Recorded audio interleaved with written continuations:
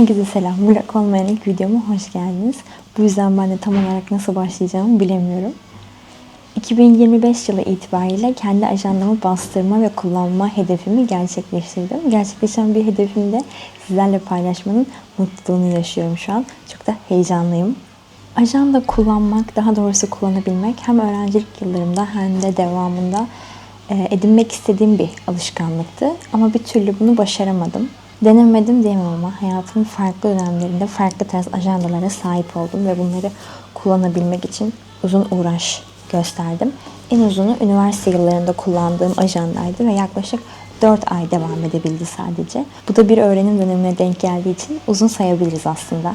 Genel olarak bu devam edememe durumumu kendi ihtiyaçlarımı karşılayan ajandayı bulamamama bağlamıştım. Ve 2024 yılı başında bunun için bir aksiyon almak istedim. Ve kendi ajandamı alıp çizebilir miyim acaba diye düşünmeye başladım.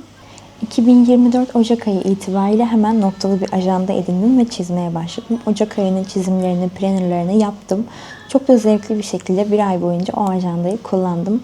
Ama daha sonrasında iş Şubat ayına gelince tekrar çizim yapmam ve bunun için tekrar vakit ayırmam gerekiyordu. Bunu yapamadığım için Şubat ayı ve diğer aylarda kaldı. Ve ben böylece bir ajanda kullanım serüvenimin daha sonuna gelmiş oldum. Sonrasında bu çizim işini düzenli devam ettiremeyeceğini anladığımda yeni bir aksiyon almam gerekiyordu. Ve acaba kendi ajandamı kendim tasarlayabilir miyim diye düşünmeye başladım. Çalıştığım iş dolayısıyla görsel tasarım süreçlerinin bir süredir içerisindeyim. Yıl ortasına doğru kafamda nasıl bir şey istediğimi yavaş yavaş şekillendirmeye başladım. Bu süreçte en çok ilham ve referans aldığım kaynak Pinterest olmuştu. Sonra ufak tefek taslaklar oluşturmaya, sayfa mizampajlarını yapmaya başladım. Bu tasarım sürecinin içerisindeyken aklıma bu ajandanın bir konusu olmalı düşüncesi geldi. Bahar ayı değildi ama yine de işe yürüdüğüm yollarda farklı çiçeklerin açtığı gözüme çarpmaya başlamıştı.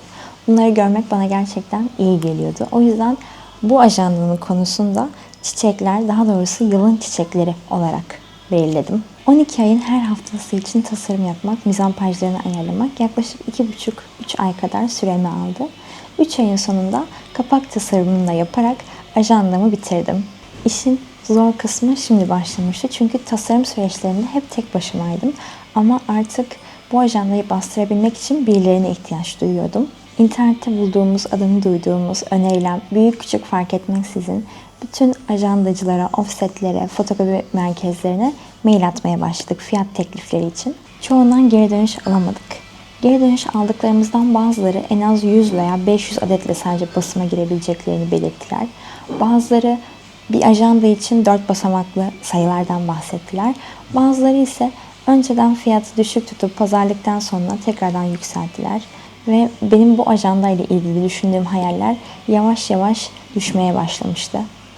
Tel spiral olması, kalın kapak olması veya baskılarının renkli olması gibi düşüncelerim vardı.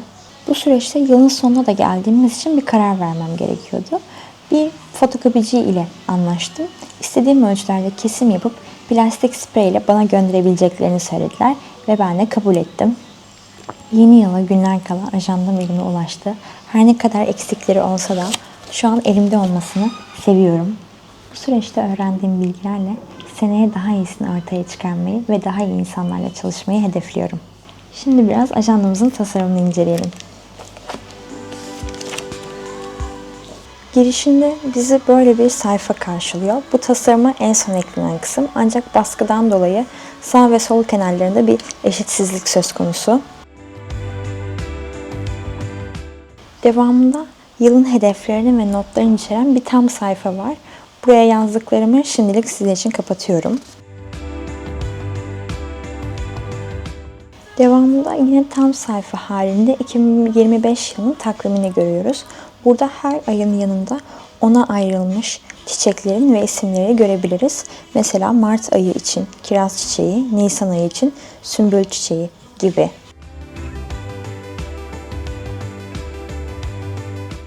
Ocak ayını kullanmaya başladığım için sizlere Şubat ayından örneklerle açıklayacağım.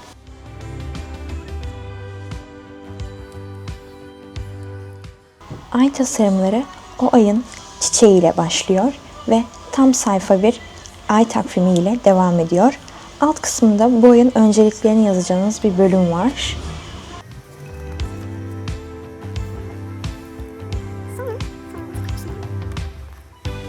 Tam sayfa halinde bir ay boyunca kullanacağımız bölümler devamında geliyor. Mesela ilk başta aylık olarak odaklanabileceğimiz noktalar, alışkanlık takvimi, su takvimi veya mod takvimi gibi. Tasarımın ana temasını oluşturan haftalık tasarımda yine tam sayfa olarak karşımıza çıkıyor. Burada 7 gün artı gelecek haftanın planlarını oluşturan kısım en büyük alanlardan bir tanesi. Sol üstte aylık takvimimiz ve bulunduğumuz haftayı belirten bir highlighter var. Altında to-do list ve notes kısmı da benim en çok kullanmayı sevdiğim alanlardan biri. Sağ tarafta ise 3 bölüme ayrılmış şekilde odak noktalarımız, fikirlerimiz ve önemli tarihler var. Burada fikirler kısmını transparan yapmak benim için tasarımın en eğlenceli kısmıydı.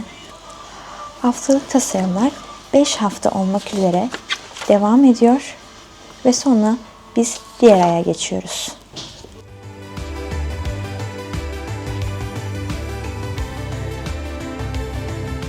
Bu şekilde birbirini tekrarlayan ay planları ile 12 ayımız tamamlanmış oluyor.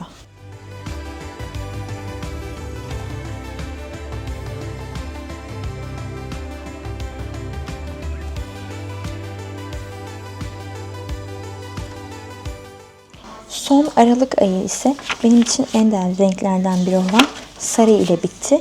Çünkü 2026 yılına daha motive bir başlangıç yapmak istiyorum. Tamamıyla ajanda tasarım sürecim ve tasarımım bu şekildeydi. Sizlere bunu anlatmak istedim. Çünkü şu an bu ajandayı elimde tutuyor olmak benim için ayrı bir mutluluk. Hiç başlamamış olmak veya hiç bitirememiş olmayı hiç istemezdim. YouTube serüvenim için de aynı duygu içerisindeyim. Şu anda burada olmak benim için çok kıymetli. Başlamak istediğim noktadayım. Ve bunları sizlerle paylaşabildiğim için çok mutluyum. Sizlerin de buraya kadar beni dinlediğiniz için çok mutluyum. Ben yine burada olacağım. Görüşmek üzere.